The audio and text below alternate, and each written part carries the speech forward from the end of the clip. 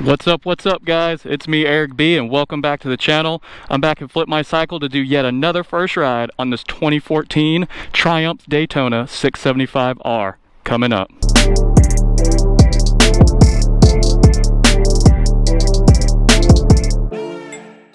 Alright guys, so this is my first time being on a Triumph. I was lucky to get my hands on this bad boy here at Flip because I'm pretty sure it's gonna sell pretty quick. But just looking at it, man, I love the way that it looks. I like the color. It's got the Oline suspension on it, so that's pretty dope. Haven't used that word in forever. It's got the Brembo brake calipers, and it even has an aftermarket Two Brothers exhaust, which sounds pretty sweet. So enough talking, let's go ahead and get it out on the road and talk about it a little bit.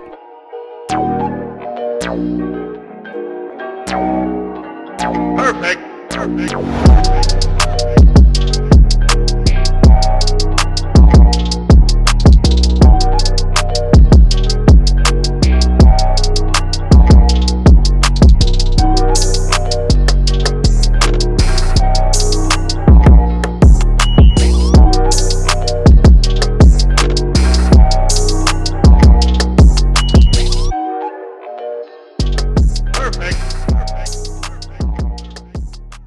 Alright. Oh man, that thing sounds nice. So just like the let's see here. Alright, so just like a Suzuki, you got to pull the clutch in order to start it, but the exhaust sounds pretty good. To me it almost sounds like a FZ09 or something like that. I don't know, what do you guys think? So just looking at it right off the bat, we do have a fuel gauge, we have a shift indicator, all the little goodies there, and it feels pretty good. Sitting on it right now, it does feel a little aggressive, but as always, like I said, I can flat foot all these bikes, but if you're a little bit shorter, it might be kind of like sitting on an R6, but I don't really know the difference between, you know, a Triumph and an R6. I haven't ridden one yet, so we'll find that out later on. But if you guys know anything about that, go ahead and leave me a comment and let me know. All right from the get-go, this thing feels really light when you're maneuvering it around. And let's see, I think this thing has a quick shifter on it, so let's test it out. Yep. And look guys, no more comments on me shifting with a quick shifter and letting off the throttle. I'm actually keeping it pegged. Kept getting a bunch of flack about that. Took me a couple bikes to finally figure it out. Alright, I need to turn around and go the other way.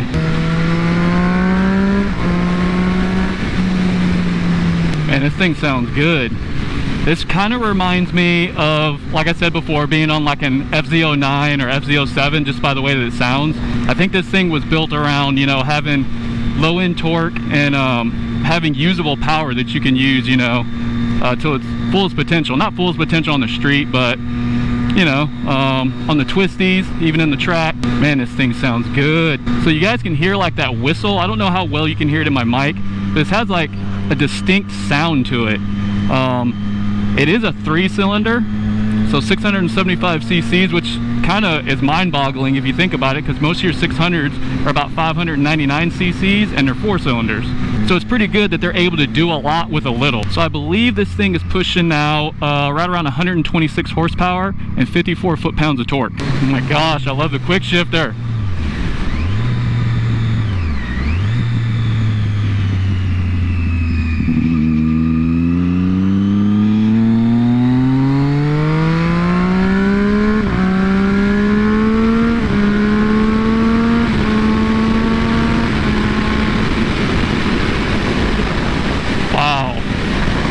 That is crazy. I think this thing pulls harder than my Gixxer 600. Oh man, that back brake is almost gone.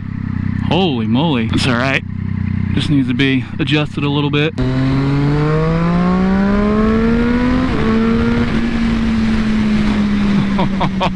Oh man. Oh, this is awesome. Alright, so I was talking about the little whistle noise, the distinct little sound that it makes. I think it has something to do with the intake and how it's designed. So ergonomics, just like any other sport bike I've been on, it's going to be a little bit aggressive. The handlebars are kind of low and you are kind of sitting up high on the seat. This is you know, built for the track. So I know there's a 675 Daytona, just a standard model, I believe, and this is the R edition. So what does the R stand for? Obviously it's built a little bit more for the track. But man, this thing performs pretty dang good. It does have ABS, and I'm not sure if it has anything like traction control or wheelie control. I haven't really dove too far into that yet. If you guys know, please leave me a comment and let me know. So who was Triumph made by? Is it the Brits? I'm not sure. Yeah, I think it is them. So bottom end, this thing has a good amount of torque. Strong little engine. As I was coming onto the on-ramp back there, man, it was just, oh, glorious. So the mirrors on here are pretty good. They're pretty sturdy. I know like the mirrors on the Ducati, they're hot garbage, but hey, it's a race bike and they just, you know, it's an afterthought. They're not really thinking about stuff like that. So as far as the handling goes, like I said, back in the parking lot, this thing does feel really light. It's about 400 pounds, so typical 600 weight. And I feel that I can throw this thing around pretty good. It's really light, especially in the front end. It feels pretty light too. I need to find some curves to hit. Do I feel like I could commute on this bike? I would say yes. I would say a lot better than something like an R1 or something like that, where the engine is a little bit more clunky, I guess. This is a little bit more smooth, so I don't think you'd have any issues there. I mean, other than the seating position and stuff like that, that's really the only thing you'd have to worry about, if that's something that's a concern to you. Shifting is really smooth, up and down, so no issues there. I want to say this also has a slipper clutch. And performance, man, this thing is awesome. Just a little bit that I've done after about being on this bike for 10 minutes, man, this thing is nice. I'm actually contemplating getting something like this, but we all know it's not going to happen. But man, I would not mind having a bike like this. I did not know Triumph made such a sweet motorcycle. All right, the styling. So this thing looks good. There's no negatives. There's nothing bad for me to say. I love the white color and the little red accents and stuff it has on it. The seat materials is pretty nice, and overall it's just a really sexy looking bike. All right, so the brakes on here are really good. They're kind of touchy, but not too bad. But the front brakes are pretty good. This bike is nice. All right, who else out there has a Triumph 675R, man? This thing is awesome. Tell me a little bit about yours, man. How do you like it? Who's thinking about getting one? If you are thinking about getting one, I'd say go for it. This thing is amazing. I haven't been on this bike long enough to really have any kind of complaints or negatives or anything like that, but I will try to find at least one for you guys. Well, okay, I guess the one negative right off the bat would be the aggressive seating position. And that's pretty standard on most of your sport bikes. So this thing came out in 2006, and too bad that they have done away with it. It had a good run for 10 years, and they did away with it in 2016. So if you're gonna find one of these, you're gonna have to find an older model. But this one is still in dang good condition.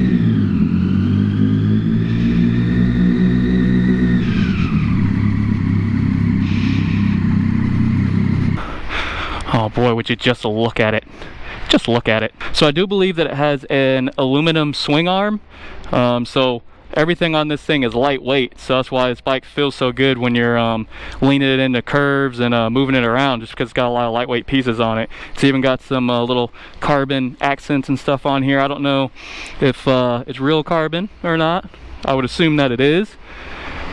But yeah, man, this bike is the bee's knees.